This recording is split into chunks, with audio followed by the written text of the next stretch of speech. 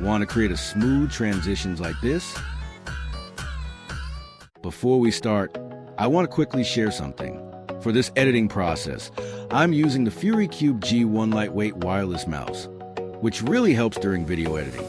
This mouse has many features, which are 3-mode connection, ultra-low latency for precise editing, ergonomic and comfortable design, 100 million clicks lifespan, intelligent low power consumption.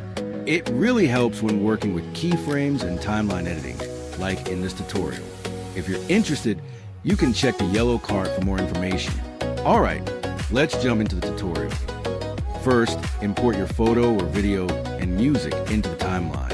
Make sure you set the correct aspect ratio and remove the original audio if your clip contains sound. Next, add beat markers to your music.